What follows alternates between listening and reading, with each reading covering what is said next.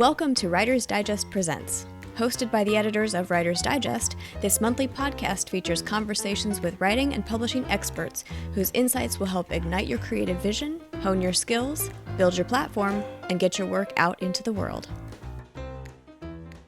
Welcome back to Writer's Digest Presents. I am Editor-in-Chief Amy Jones alongside Senior Editor Robert Lee Brewer, Managing Editor Mariah Richard, and Editor Michael Woodson.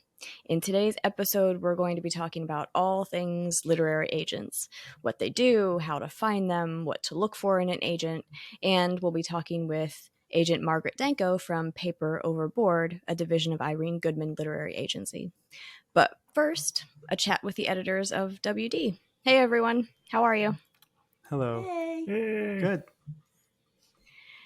We just saw each other in person, some of us for the first time at the annual conference in July. It was great to see all of you. And we had some time there to interact with some literary agents, so it feels particularly apt to be able to have this conversation today. I wanted to start by talking generally about what literary agents do, because while we all know that they sell manuscripts to editors, what they do with their clients or potential clients before and after that can vary depending on the type of agent they are. For example, I know that there are some agents who are heavily involved in editorial or development editing of a manuscript before it goes to an editor at a publishing house. And there are some agents who are kind of hands-off and take the manuscript and sell it. So I guess let's talk about what other things agents do for their clients. Yeah, I mean, one thing that I know agents can do, and again, like anything we talk about with what agents do, like it can vary. So I just want to throw that out there first is don't assume if you're agreeing to a contract with an agent to represent you that they automatically do anything unless you specifically talk about it and get it sort of nailed down in terms of like what they're going to do for you. But some agents will, as you mentioned, do like the editorial work, development work ahead of time. Some will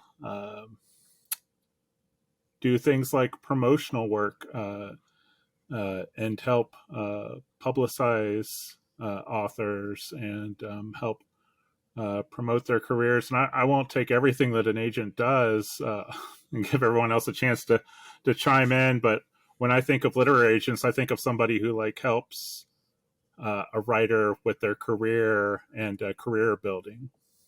Yeah, I think that's a great point, that to look at an agent as a career partner to help you build that your work over the span of your literary career, or your writing career.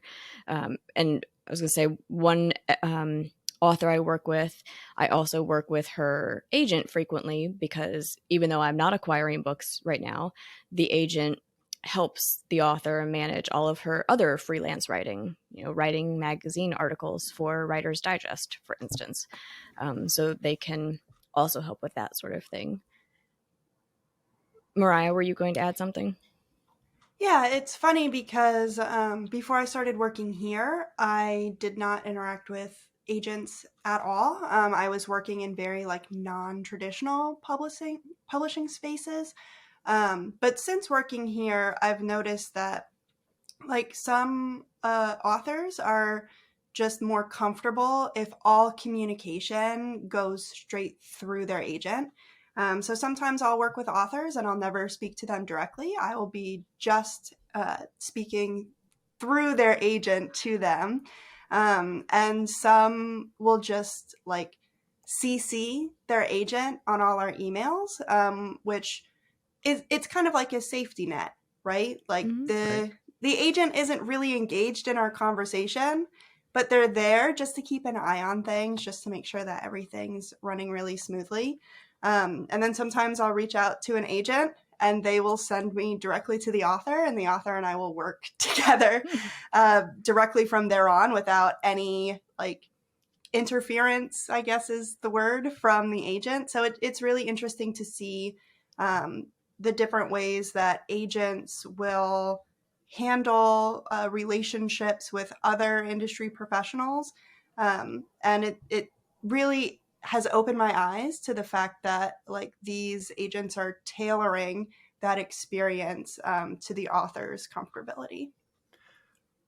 Ryan, I'm glad you said that because it reminded me before I joined WD, I was working at a really small, like teeny tiny little independent children's book publisher. And generally we accepted submissions openly. There was no caveat. And we had one author illustrator who was one of our bigger author illustrators. And then I think after maybe 2 years, did ultimately get an agent. And that was our first time interacting with an agent. And it's exactly as you said, Mariah, suddenly all of our conversation was through the agent and not with the author, which at first was very, we had to get used to that because we were such a teeny tiny little publisher that was kind of what we loved about it, was being so in communication with our authors and illustrators on like an independent or person to person basis. But then we just had to see that as this was only positive for this person because it meant that they were becoming very successful and much larger than what we could offer them. And then became really close with this author's agent, and then has since really blown up. So it is just interesting the way it can not like fully change your relationship with the authors, but it just adds an element to the process that does feel very much like, oh, this is a business. Like there are steps in place that actually just are supposed to make it easier for everybody involved. Mm-hmm. Yeah, Michael, I had such a very similar experience. I went from working on Northlight Books, which was an art imprint, and almost none of the authors who I worked with there had a literary agent. So I was communicating with the author 100% of the time. And then when I moved to Writer's Digest books, it was the exact opposite. I would say 90% of the authors I worked with had literary agents. And I remember, Mariah, you mentioned something about, some authors will CC their agent on every single email. And that was brand new to me. So there were times in my mind, I'm thinking, I'm going to remove this person because they don't need to see that I said, okay, thanks for that in an email. Sure. Because I know I don't necessarily care to receive those kinds of emails on a group chain in my inbox. And I was politely and quickly notified that the agent needs to stay CC'd on all of the communications. And it was it was a new experience. And now that I have worked with more authors in that way, I understand why some prefer to do it that way. But it was a surprise because I was thinking, boy, this agent must get an awful lot of emails. Oh yeah. Yeah, and that's the great thing about having the agents involved too, like from the author's perspective, is that if at any point you start to go down a business rabbit hole, the agent's there to just kind of make sure that everything is sort of business appropriate compared to other authors. And sometimes that can mean, contract negotiation always seems like the very obvious thing, but sometimes even just like promotional things, the agent just like kind of safeguarding the author's time and energy and effort, and making sure that the author doesn't overcommit or start to, as authors, sometimes like it can feel great to have a publisher or bookstore or whoever like ask for their attention, but sometimes like even if the publisher or bookstore is not trying to do it, can start to take too much time and attention. So the agent's just there to make sure like that the author is spending their time the best way and really thinking about it from a business perspective. and a career perspective. Right. There is something that happened to me recently that like I'm still thinking about it. So I use NetGalley, which I started using when I became the managing editor here. And last year I requested a book from one of my favorite authors. Read it, loved it. I always leave reviews on everything that I receive. Um, and then recently, the agent of that author reached out and said, "Hey, saw that you wrote that review last year when that book came out. We have another book coming out. Would love for you to read it. Here's the link to get it." And the book isn't published until February. And I just had this like a little bit of a moment where I was like, I've made it. Yeah. Because Early like, access, VIP. and I just hadn't realized, I guess, that people on these authors publishing teams like agents are kind of looking at who exactly is reading the work and writing about it. And like taking it upon themselves to reach out to some of those media outlets and say like, hey, if you really liked that, we'd love for you to give this one a try. It's something that I guess in my mind, like a publicist might do. But it was fun and interesting that it was specifically this person's literary agent. Yeah, it's good to think about that too, because it's like a great time to think about like also like how do agents make their money. And I think some authors, especially like new to the process, may not realize this, but all reputable literary agents, they're earning their money based off of sales that they make, and that means that their authors need to, land their books with publishers, but then also once they land with the publishers, sell the books through, because the agent is typically getting like 15% royalty on the actual earnings that the author gets. So the agents are very invested, especially younger, newer agents are probably going to go above and beyond as much as possible, because they're trying to, an author's trying to make their way in publishing, but agents are often trying to make their way in publishing as well from their side of the table. Right. That's a really good point that they are. And I was going to mention this earlier, but there's a fantastic website called the Association of American Literary Agents. And that's not their URL, but if you Google it, you'll find it. And it has a canon of ethics for literary agents. And so if you ever have a question about, is this potential agent making their money in an ethical,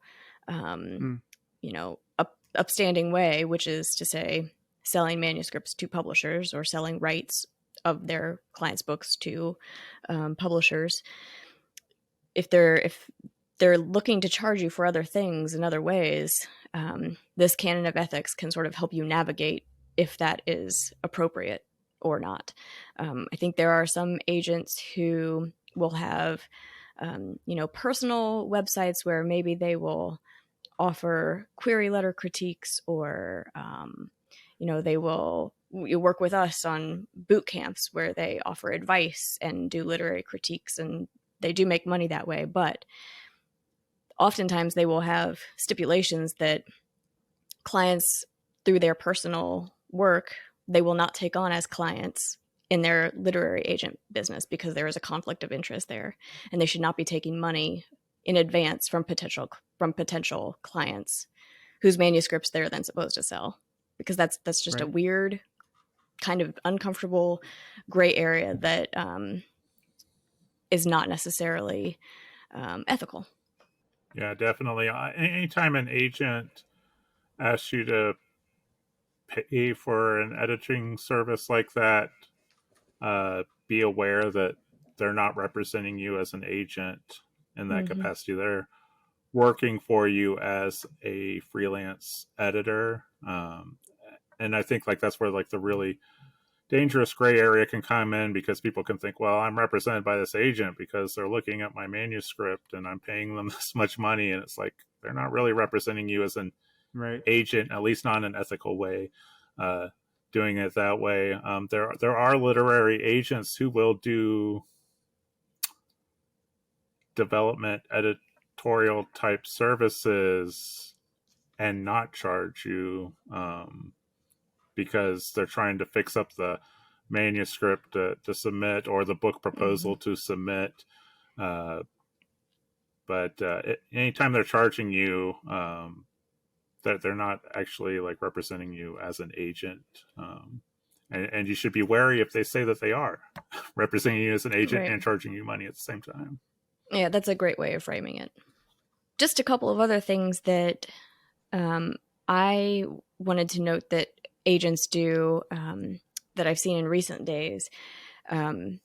Most recently, so we're recording this in the middle of August, and just a couple of days ago, the novelist Salman Rushdie was attacked at a literary festival, and there were people wanting updates on him, obviously because it was such a horrific event.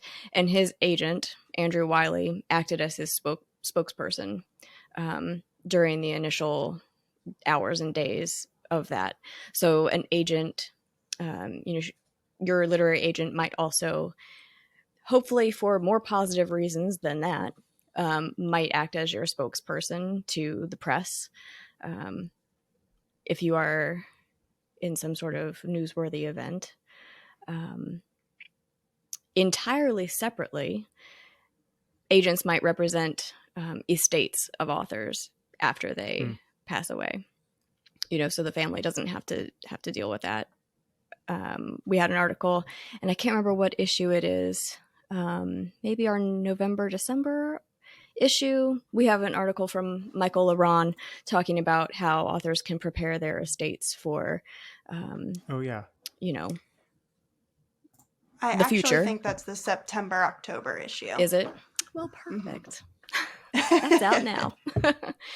Right. But if you have a literary agent, they can handle that instead of your family handling that. And then, of course, there are things like foreign rights translations, film rights, merchandising rights, Right. video game rights. And of course, sometimes there are special agents at literary agencies. So your particular agent might not handle those things, but a partner agent at that agency might handle those things, which is great because I would never want to deal with any of that. Somebody else handle it for me, please. And that's actually a good thing to keep in mind when you're searching for an agent to represent you, is to look at the size of the agency. Most literary agent websites, if it's like an actual agency, they will have a tab that either says like members or literary agents or something to that effect, that will list out the different staff, the different agents that work there, and you can get a sense of what each agent is interested in, which can be helpful for pitching. But also you can get a sense of, do they have an agent or agents who handle foreign rights, who handle script rights, because if you have an agency that has people who specifically work on that, there's a better chance that you can actually sell those rights versus, if it's one agent, it's going to be very difficult for them to, I'm not going to say it's impossible. I'm sure that there's people who do it, but it's going to be more difficult for them to like focus on selling book rights and selling movie rights and selling international rights in a proactive way. Whereas an agency that has people who specifically focus on that, they can be more proactive in trying to sell those types of rights. That's a really good point, Robert. And I think that's one that correct me if I'm wrong, if any of you remember, but I think at the conference, our closing keynote, Tiffany D. Jackson, someone asked her something related to this sort of advice, and she had mentioned negotiating specifically international rights and how that wasn't something that was really on her radar. And so then doing it again, she would have done it differently. And so I think, to your point, like thinking of those things ahead of time, maybe, and the agent having a better sense of that for you, so you don't have to worry about it, is really important. Yeah, for sure. I know with some of the contracts that we had at the imprints that I worked in, coming from the place of the publisher, our standard contract built in all of those rights, that we, the publisher, would have the opportunity to sell the foreign rights or develop the audio product or develop a film product. Knowing, of course, that number one, we weren't outfitted to actually do a lot of those things. We did not have an audiobook program. It was a smaller publisher. We were not necessarily in any way, shape, or form prepared to, produce videos related to, some of these books. I'm not necessarily sure how they would translate to video, but that aside, it was the authors who had those literary agents who could see that in the contract and recognize this publisher's not big enough to handle those kinds of things. We should retain those rights, so that the author and the literary agent for the author can sell those rights so that it benefits them instead of just giving it to the first publisher that comes along. Right, and that's a very good point too, because an agent can look at what a publisher is actually able to do or not do, even if the publisher ends up taking those rights. An agent will be able to say, well, explain to me, like, how are you actually going to use this material, and then how's it going to benefit my author that we're doing this. So they'll be able to negotiate not only payments, but also be able to make sure that, if we're actually giving these rights up, that they're actually going to be used versus just giving them up, and for the potential that maybe it'll turn into something. Right. Well, and I guess this kind of leads into one of the other topics I wanted to talk about today, which is what are some of the more important things or most important things that you've heard writers and agents talk about when it comes to looking for a good literary agent author partnership, because it is a partnership. I remember, and Michael, this might have been, I can't remember if it was Tiffany's keynote at the conference or not, but there was a session at the annual conference in July. And the gist of what the person said was that the literary agent is going to be your representative. They are going to be your voice in front of editors and publishers. So you need to make sure that they represent like your values and the way you want to be presented to the world. For me, that like phrasing it in that way was sort of a light bulb moment, because I've always thought like I would want a literary agent who just knows the business inside and out and could, knows the right editors. But there's so much more to it than that. It's how they present themselves to those potential editors and what kind of relationship they have with those editors. Are they a kind person? I mean, business savvy and being kind aren't mutually exclusive. So you can like negotiate a contract really well while still being, a decent human being. And so I think I've started following lots and lots of literary agents on Twitter to just see how their values and like humanity align with what I would want, and how I would want to be presented to, potential publishers or editors. So what about the rest of you? What are some of the other things that you think have heard are important to people when looking for that partnership? Well, I asked this question for our annual conference, I hosted a panel of debut authors, and I asked them something similar, which was, how did you know that your agent was the one? And I remember that Brian Kennedy, he said that this is actually his third literary agent. And it was just one of those things where, when he was working with the other agents, they believed in his work, but there was something lacking in the relationship where he kind of felt like he was on his own. So when he linked up with this literary agent, he really felt like there was that connection where they were in it together. The agent was fully on board, wanted to hear his thoughts, really engaged with him. And I know that, and kind of in the same vein, Robert Jones Jr. was talking about his publication journey with the Prophets was a kind of unusual in the way that we think about how books get published. But he treated his his like meetings with potential literary agents as job interviews, that these people were interviewing for a job to work with him.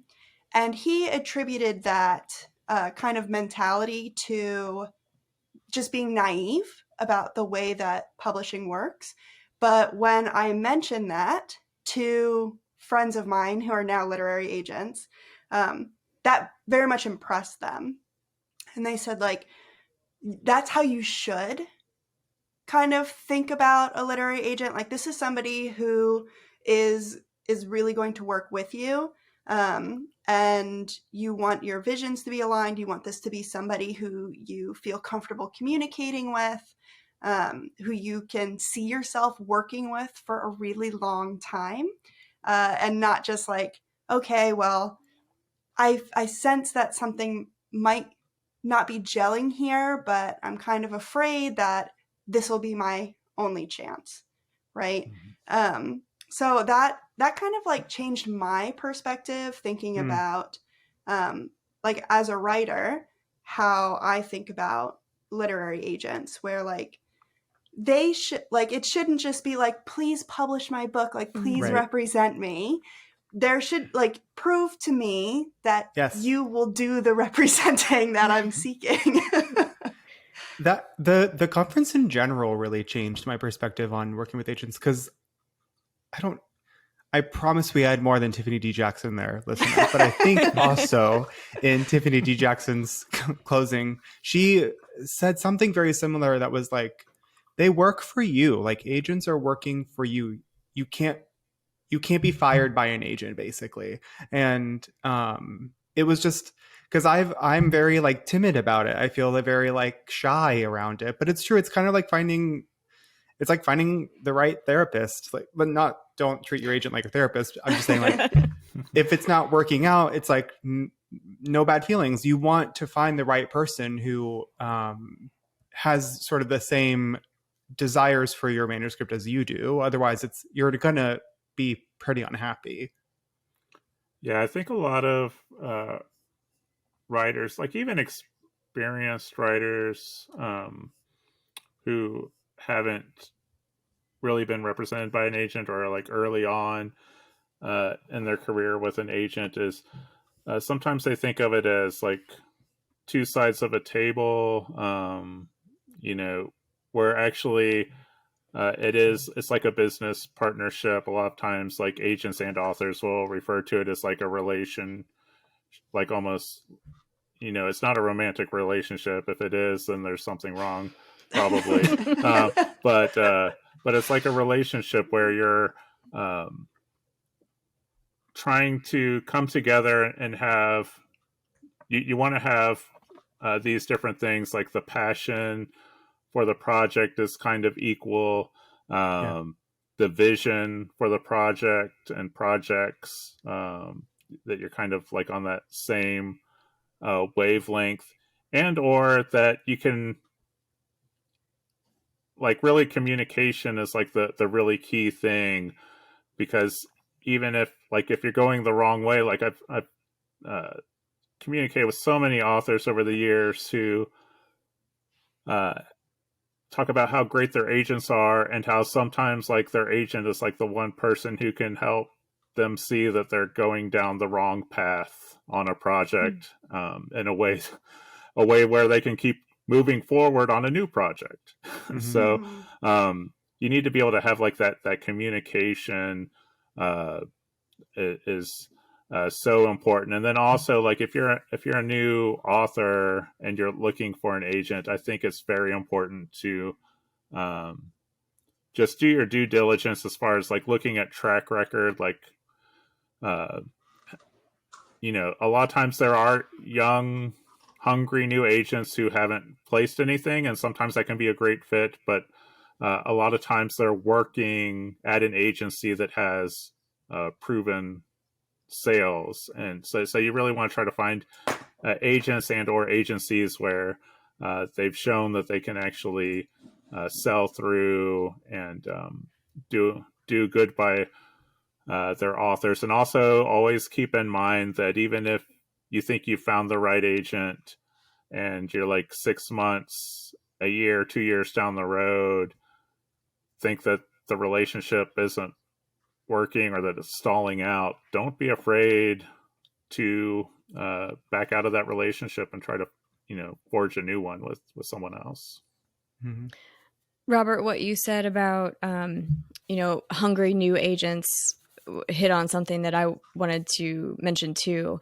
I was putting together the the annual agent roundup for September-October issue recently, and there was an agent who offered some advice about that exact thing, and I can't remember which agent it was, but it totally changed my perspective about things, because again, I don't have a literary agent, but in thinking about what I would want, I've always thought like, I want the well-established literary agent who represents some of my favorite writers, which is, they've got the experience, Not they've got untrue. the track record. It would be a lofty goal. Yeah, Some of course. them have been Wouldn't say no. closed to clients for decades now because, but so on the one hand, there is the benefit of having that kind of, a very well-established agent who has, the experience and the track record and the reputation.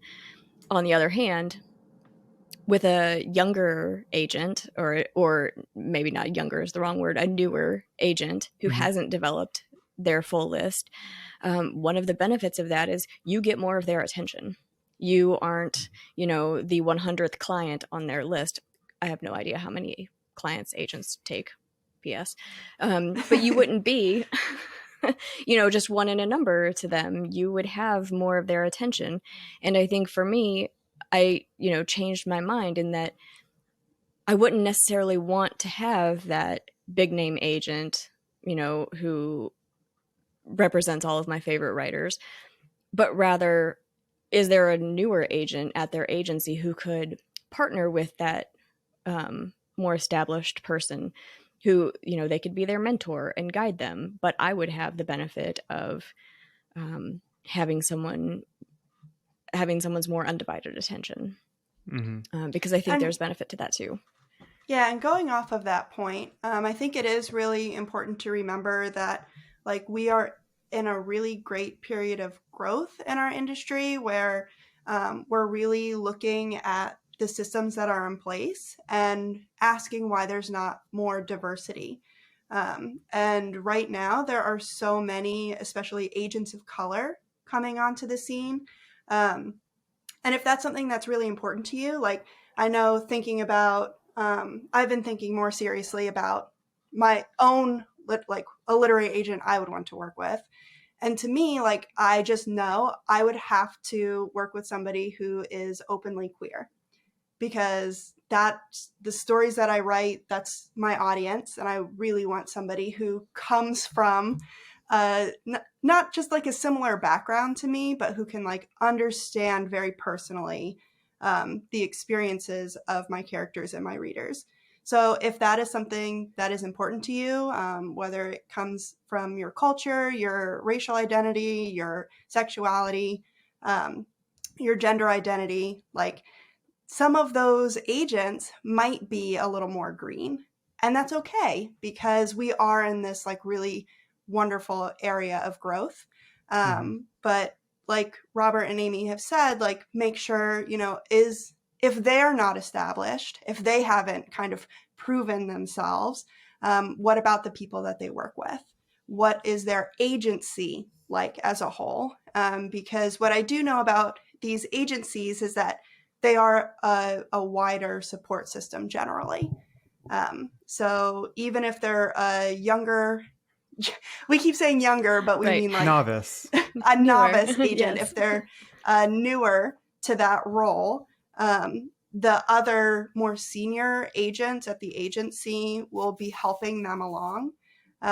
So you want to make sure that you're doing your due diligence in that way, but you don't want to completely write somebody off just because they don't have a giant client list at the moment. Sure.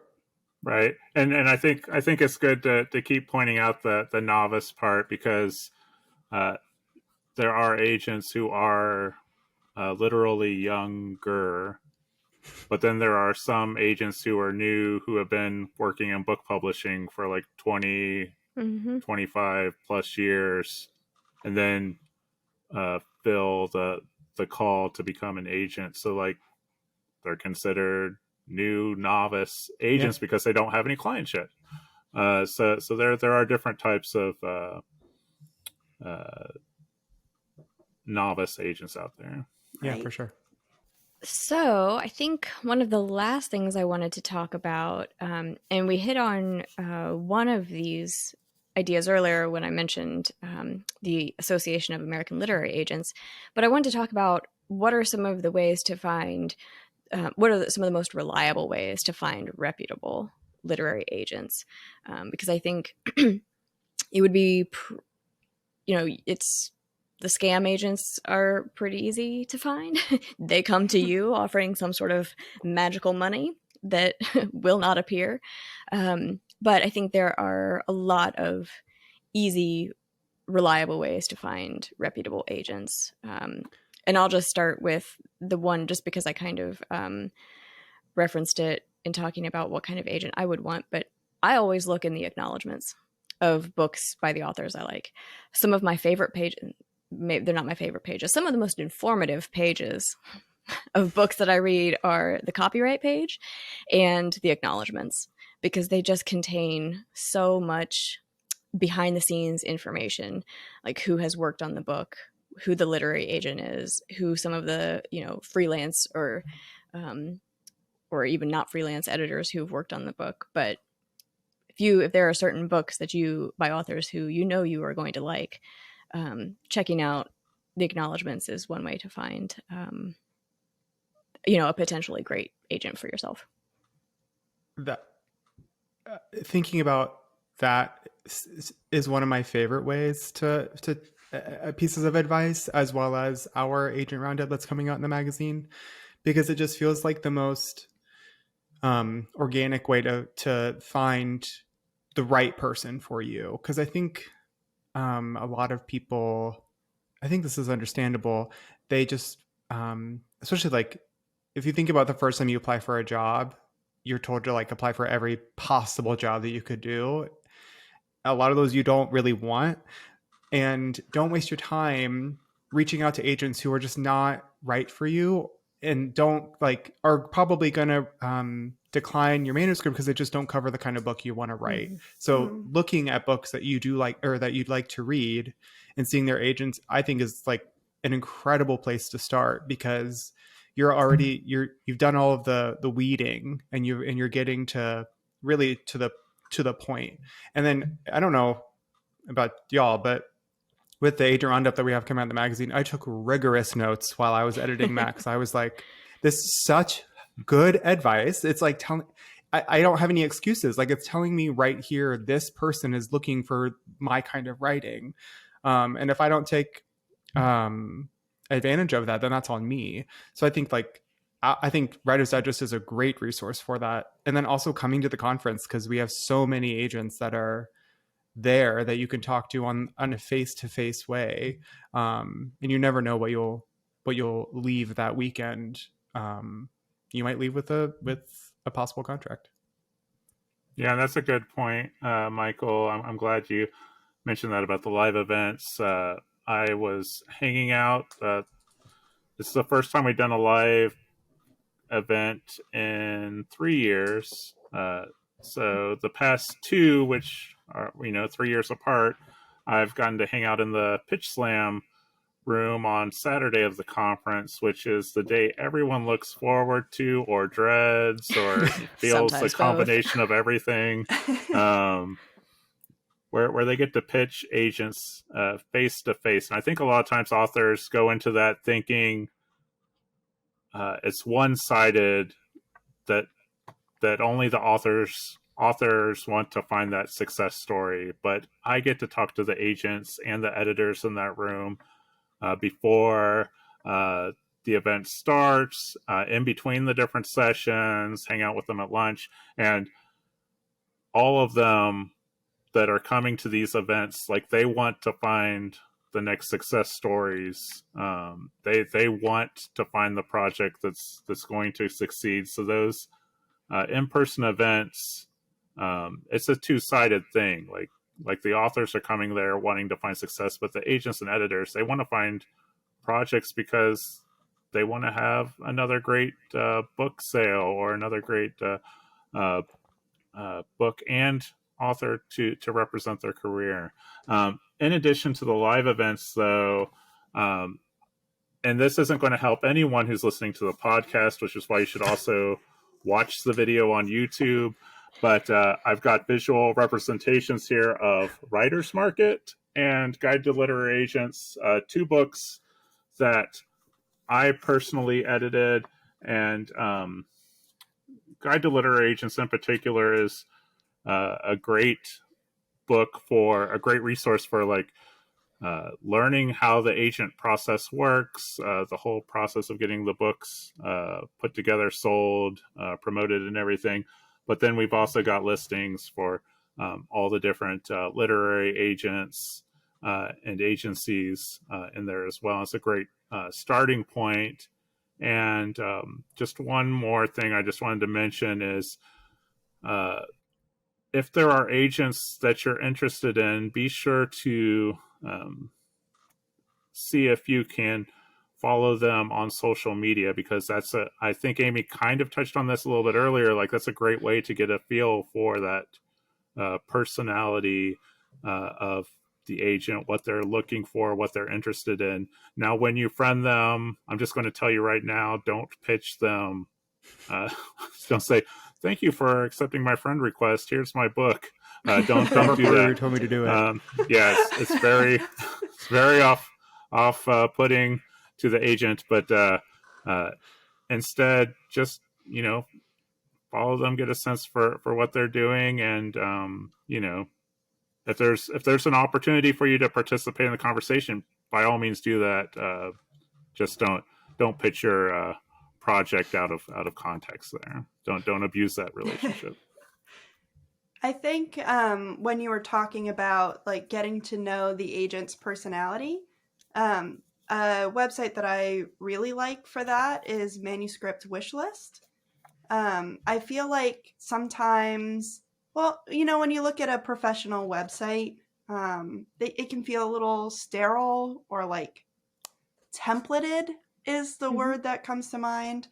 I would not say that the way that my bio is on our WD site, is the full force of my personality and my interests, right? But Manuscript Wishlist is set up in such a way that I feel like agents are a little bit more, I don't want to say bubbly is such an ugly word to me, but their personalities do come to the surface a little bit more. You can see them really get excited when they're talking about the things that interest them. And it goes beyond, sometimes they put their hobbies and stuff on there. And so I really like to look at those, and also like kind of the flip side of that coin, Publishers Marketplace is a really great avenue. I like go there specifically when I want like the nitty gritty kind of business details, like who are they working with, when, like what books are coming out when, what have they sold, have they co-agented on a project, and what was that project, and who was that author. Those pages are a little bit more businessy, I guess.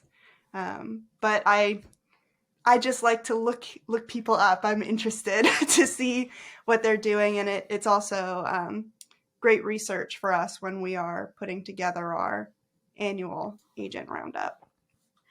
Mariah, I think those two websites do go very hand in hand. I feel like Manuscript Wishlist is more up to date in terms of like what the agents are looking for, this week versus 2 months ago. Right. I feel like they have a tendency to update that more, with a wish list. Well, it's a wish list, so that sort of thing more frequently. And Publishers Marketplace, you're right. I do go there to see, what deals they've brokered in the past year or whatever. But I think there was a tip, and I can't remember if it was in the agent roundup or if I just saw it, floating by on my Twitter feed. But it was, the Publishers Marketplace has a subscription fee, and you can pay by the month or by 6 months or by the year or whatever. So one of the tips that I thought was particularly interesting was if you're going to start querying soon, sign up for just a month subscription of Publishers Wishlist and use the heck out of it during that month. Get the contact information of the agent, see what they're up to, at this exact moment. And then when you're done with your querying, you can kind of, cancel that subscription, but it has served your purpose during that time. And I thought that was an interesting tidbit, because you can find some interesting things on Publishers Marketplace for sure. Mm-hmm. All right. Well, boy, I think we have covered just a lot in this, and we still have a chat with Margaret Danko coming up. So I guess thanks everyone for chatting. It's been fun as always. And as I mentioned, up next, Mariah will be talking with Margaret Danko. So stay tuned.